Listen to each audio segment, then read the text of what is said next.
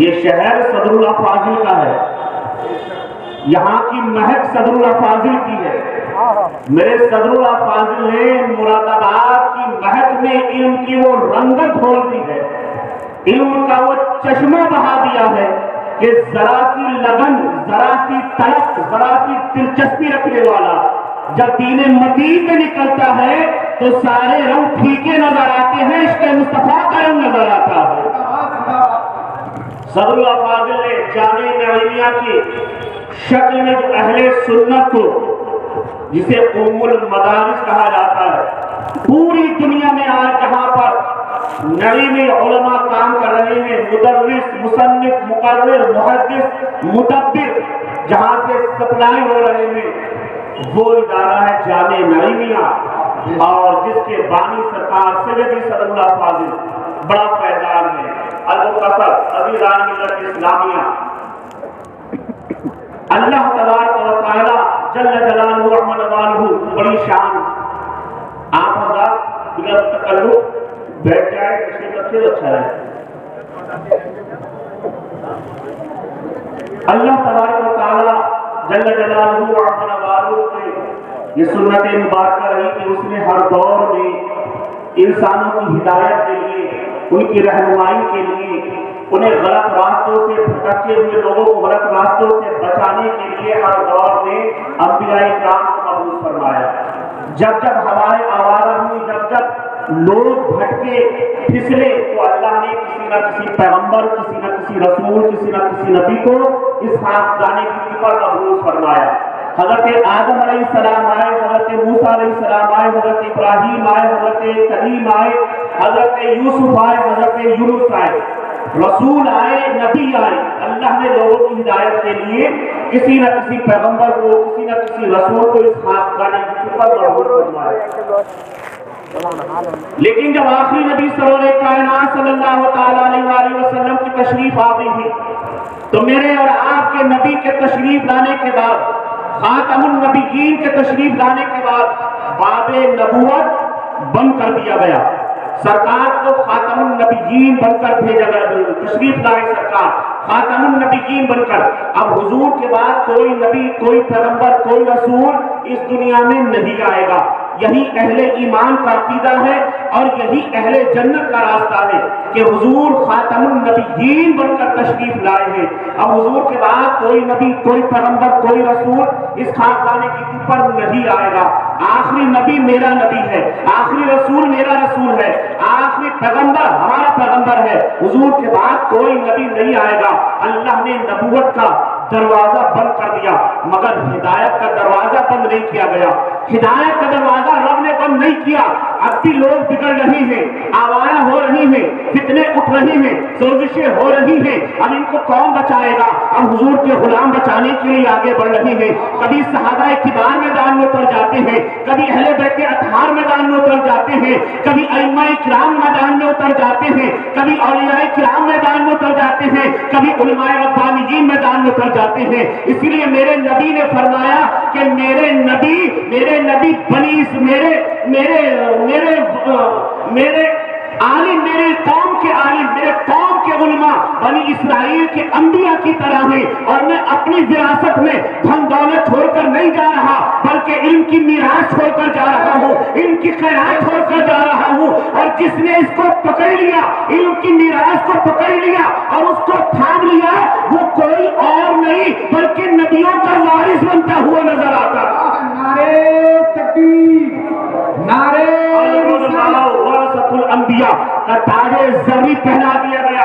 عزیزان ملت اسلامیہ، یہ کوئی چھوٹی موٹی بات نہیں ہے، کوئی ایسی بات نہیں ہے کہ جس کو دھیان نہ دیا جائے یا جس پر غور نہ کیا جائے۔ بڑی شان اللہ نے عطا فرمائی ہے علماء کی، بڑی شان دی ہے ان حفاظ کرام کی۔ آج ہماری سوسائٹی میں، ہمارے محلے میں ہم کس کو قد آور دیکھتے ہیں؟ مفتی شہریار صاحب کی بڑی عمدہ، بڑی دلسوز خطاب آپ نے سماعت کیا، بڑی اچھی بات ہے کہ مفتی صاحب کی اللہ نے عمل کی توفیق اللہ ہم سب کو عطا فرمائے۔ آپ بڑی اچھی گفتگو کر رہے تھے کہ آج ہماری سوسائٹی میں عزت والا کون ہے، عظمت والا کون ہے، وقار والا کون ہے۔ جب ہم ڈھونڈتے ہیں تو عزت پر نظریں جاتی ہیں کہ فلاں صاحب ڈاکٹر ہیں، बड़े अच्छे हैं, फला साहब इंजीनियर हैं, बड़े अच्छे हैं, फला साहब बैरिस्टर हैं, बड़े अच्छे हैं, फला साहब की कोठियां चल रही हैं, फला साहब के कारखाने चल रहे हैं, फैक्ट्रियां चल रही हैं, फला साहब बड़े बिजनेसमैन हैं, आपकी बड़ी अच्छी तिजारत है, एक्सपोर्ट हो रहा है, इंपोर्ट हो रहा है, उनका तो बड़ा धैर्य से बिजनेस चल रहा है। हमारी सोसाइटी में हम इज्जत वाला उसको समझते हैं जो अच्छा पैसे वाला है, हमारी सोसाइटी में हम अजमत वाला उसको समझते हैं जो बड़ा अधिकारी है, बड़ा ओहदेदार है, बड़ा पावरफुल है, हमारी नजरों में वो इज्जत वाला है। मगर सुनो मुसलमानों, ये हम और आप नहीं कह रहे, ये उलमा नहीं कह रहे, ये आज के मशाइख नहीं कह रहे, बल्कि ये फरमाने आखिरी नबी खातमुन नबिय्यीन मुस्तफा जान रहमत सल्लल्लाहु तआला अलैहि वसल्लम का फरमाने आलीशान है, खैरुकुम मन तअल्लमल कुरान व अल्लमहु, तुम में बेहतर वो है जो कुरान पढ़ता है और कुरान पढ़ाता है। जिंदाबाद जिंदाबाद। मन तअल्लमल कुरान व अल्लमहु, तुम में बेहतर वो है जो कुरान पढ़ता है और कुरान पढ़ाता है। और इससे बड़ी अजमत की बात क्या होगी, अजमत की बात इससे बड़ी क्या होगी। आज हम देखते हैं कि जब कोई बड़ा अधिकारी आता है तो उसके इस्तेमाल के लिए इंतजाम किए जाते हैं, हुकूमत की तरफ से इंतजाम किए जाते हैं। कोई अगर बड़ा नेता आया, बड़ा अच्छा अधिकारी आया, रिस्पेक्ट कोई आया तो हम उसके लिए इस्तेमाल का इंतजाम करते हैं, उसके कदमों के नीचे रेड कारपेट बिछा दिया जाता है ताकि दुनिया देखे कि आने वाला इंसान कोई मामूली इंसान नहीं है, बल्कि ये जो आ रहा है बड़ा अधिकारी है, सरकारी अफसर है, वजीर आजम है, बड़ा रिस्पेक्टेड मैन है, बड़ा रिस्पेक्टेड आदमी है, कोई आने वाला ऐसा ही वैसा आदमी नहीं है। तो उसके ओहदे के मुताबिक, उसके वकार के मुताबिक, उसकी रिस्पेक्ट में, उसकी इज्जत में रेड कारपेट बिछा दिया जाता है। अजीज़, आज ये दुनिया के ओहदे, मेरे प्यारे, इन दुनिया के ओहदेदारों के लिए रिस्पेक्ट के लिए रेड कारपेट बिछाया जा रहा है। मगर जब ये नाइबाने रसूल, ये हुफ़ाज़े किराम, ये उलमाए दीन, ये उलमाए अहले सुन्नत जब कदम रखते हैं, जमीन पर चलते हैं, तो इनकी इज्जत के लिए रब्बे कायनात खुद इतना बेहतरीन इंतजाम फरमाता है कि तुम रेड कारपेट बिछाओ या न बिछाओ, तुम दुनिया में इनके लिए इज्जत अफजाई के सामान लाओ या न लाओ, रब्बे कायनात इनके कदमों के लिए फरिश्तों के, इनके कदमों के नीचे फरिश्तों के नूरानी कदमों को बिछा देता है। मुझे बताओ, इससे बड़ी अजमत की बात और क्या होगी, इससे बड़ी बात क्या होगी। अल्लाह के मुक़द्दस रसूल सरवरे कायनात सल्लल्लाहु अलैहि वसल्लम का फरमाने आलीशान है कि आलिम की फजीलत इतनी ज्यादा हुजूर ने बयान फरमाई। अल्लाह के रसूल फरमाते हैं क़यामत के दिन शहीद का खून एक तरफ तोला जाएगा, शुहदा का खून एक पल्ले पर तोला जाएगा। और वो कौन शहीद है? वो राहे हक के मुसाफिर जिन्होंने अल्लाह की राह में अपनी गर्दनें लुटा दी, अपना जान माल लुटा दिया, अपनी जिंदगी वक़्त कर दी राह खुदा में, जो फी सबीलिल्लाह कत्ल हो गए, फी सबीलिल्लाह कट गए, उनका जिक्र हो रहा है। वो नहीं जो अपने नफ्स के खातिर मारे गए, वो नहीं जो लड़ाई झगड़े में दंगे में खुद निशाना बना के मारे गए, नहीं, बल्कि जिसने राहे हक में अलम उठाया है, जिसने राहे हिदायत में अलम उठाया है, जिसने सच्चाई के रास्ते पर लड़ते हुए जान दे दी है, उसके बारे में है कि एक पल्ले पर उस शहीद का खून रखा जाएगा और दूसरे पल्ले पर उलमा के कलम की सियाही रखी जाएगी। तो उलमा के कलम की सियाही उन शहीदों के खून के पल्ले से भारी नजर आएगी, भारी होगी। हमने गौर किया तो सोचा आखिर ऐसा क्या बात है, इन्होंने तो सिर्फ कलम चलाया है, बज़ाहिर देखने में मामूली सी बात लग रही है कि कलम चलाना और जान देना दोनों में बहुत बड़ा डिफरेंस है, बड़ा अंतर है, बड़ा फार्मूला है कि जान देना बहुत बड़ी बात है, कलम चलाने में कौन सी बड़ी बात है, कलम चलाने में कौन सी बड़ी बात है, कहां सियाही और कहां खून का आखिरी कतरा, ये कहां से मुकाबला हो गया। अगर जब गौर करोगे तो पता चलेगा, जब शहीद लड़ता है तो अपनी जान कटने तक اپنی جان دینے تک وہ راہ خدا میں ہوتا ہے، راہ مصطفیٰ میں ہوتا ہے، راہ شریعت میں ہوتا ہے، راہ طریقت میں ہوتا ہے۔ جب تک اس کی زندگی چل رہی ہے، جب تک اس کی سانس چل رہی ہے، جب تک اس کی نفس باقی ہے، جب تک دھڑکنیں دل سلامت ہے، تب تک وہ راہ خدا میں کام کر رہا ہے۔ جیسے ہی گردن کٹی، نفس کٹی، دھڑکن دل کی بند ہوئی، اب راہ خدا میں اس کا جو یہ کام کرنا عمل تھا منقطع ہو گیا، کٹ گیا۔ مگر جب ایک عالم دین اپنا قلم چلاتا ہے اور وہ سیاہی نکلتی ہے، کبھی بخاری شریف بنتی ہے، وہ سیاہی نکلتی ہے، کبھی مسلم شریف بنتی ہے، وہ سیاہی نکلتی ہے، کبھی ترمذی شریف بنتی ہے، وہ سیاہی نکلتی ہے، ابھی داؤد بنتی ہے، صحیح ستہ بنتی ہے، مسند امام احمد بنتی ہے۔ جب وہ سیاہی نکلتی ہے تو کبھی فتاوی ہندیہ بنتی ہے، جب وہ سیاہی نکلتی ہے تو کبھی فتاوی رضویہ بنتی ہے، جب وہ سیاہی نکلتی ہے تو کبھی کنز الایمان بنتی ہے، جب وہ سیاہی نکلتی ہے تو صدر الحافظ کا خزائن العرفان بنتی ہے۔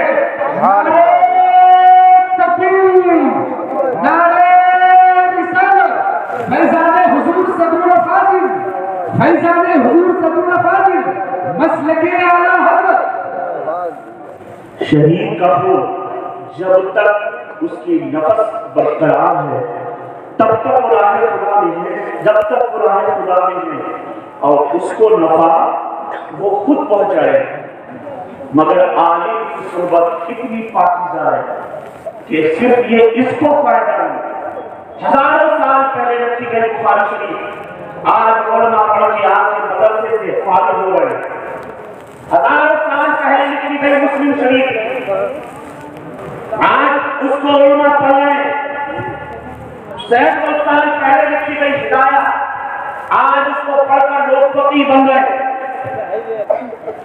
ان علماء کا احسان ہماری زندگیوں پر اتنا ہے کہ اگر ہم چاہیں کہ اپنے اکابرین کا، اپنے علماء کا، اپنے اولیاء کا اگر ہم احسان چکانا چاہیں تو زندگی ختم ہو جائیں، ان کا احسان کا بدلہ نہ چکا۔ وہ کرم فرمایا میرے نبی نے ارشاد فرمایا کہ کسی نے عالم کو دیکھا تو اس میں ایسا ہے جیسے کسی نے میری زیارت کی۔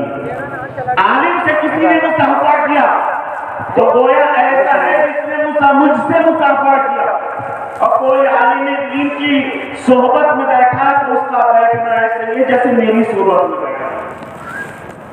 اور جو میری صحبت جس کو مل گئی قیامت میں بھی تو میرا ہم نشین ہوگا۔ تو اسی لیے عزیزو اپنے علماء کی مدارس کی قدر کریں، اپنے علماء کا احترام کریں، ان سے محبت کریں۔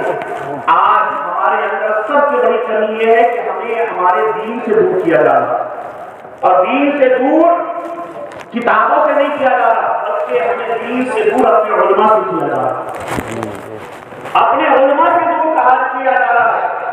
یہ سوشل میڈیا کے ذریعے، یوٹیوب کے ذریعے، واٹس ایپ کے ذریعے ایسی ایسی ویڈیوز آ رہی ہیں، علماء کا مذاق بنایا جا رہا ہے، مولوی ملا کہہ کر ان کی تنقید کی جا رہی ہے، ان کو تنقید کا نشانہ بنایا جا رہا ہے۔ ہمارا نوجوان بڑا خوش ہے اور وہ اسٹیٹس پر پروفائل میں وہ لگائے گھوم رہا ہے۔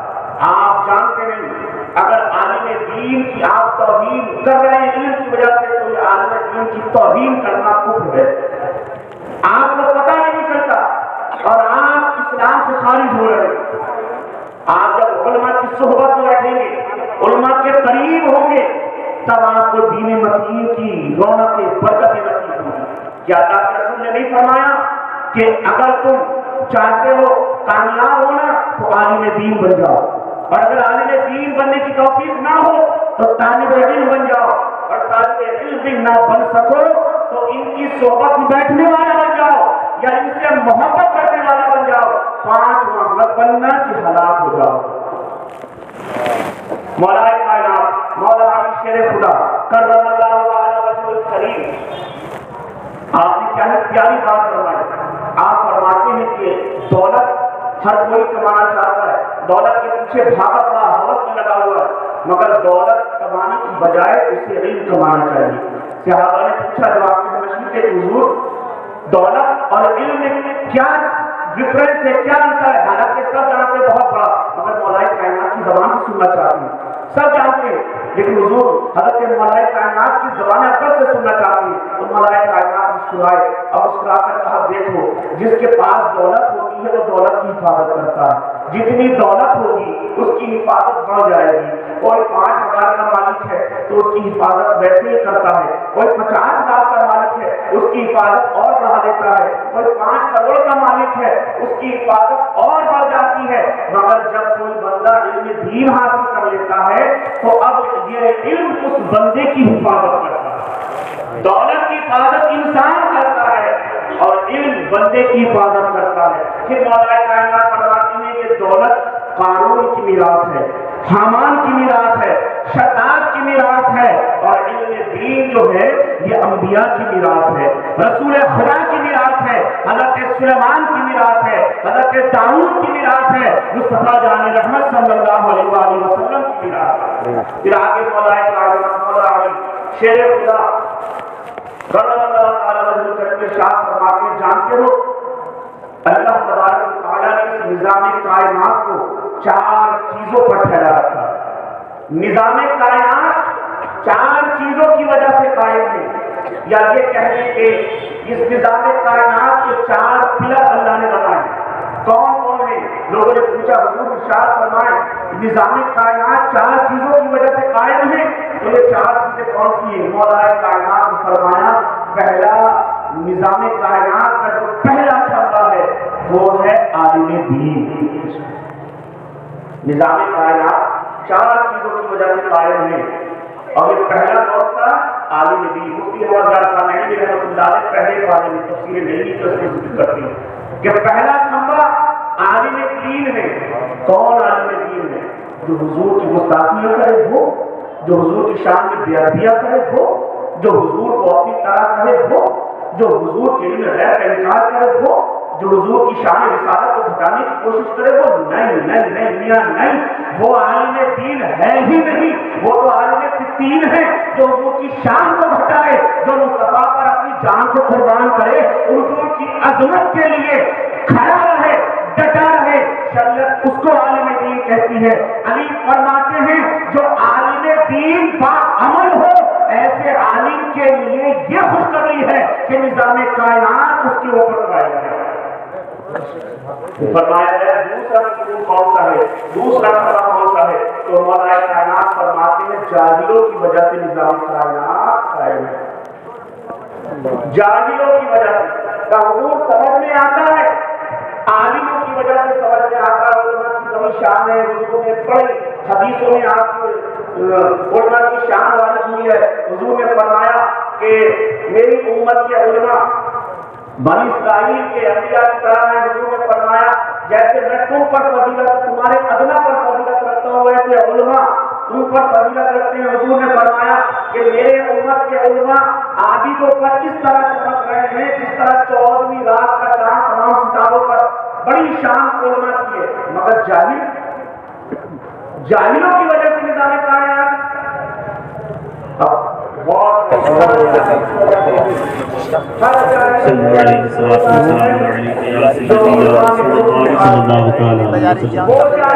ایک مرتبہ اور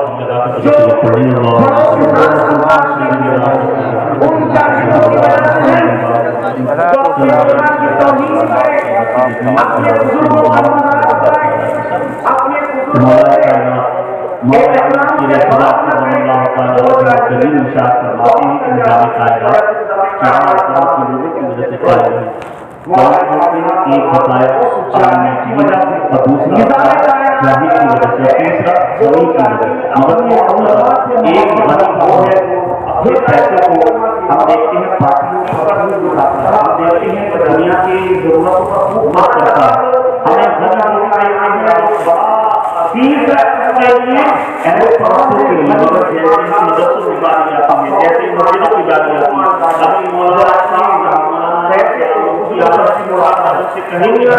مدرسے میں کچھ مدد کیجیے،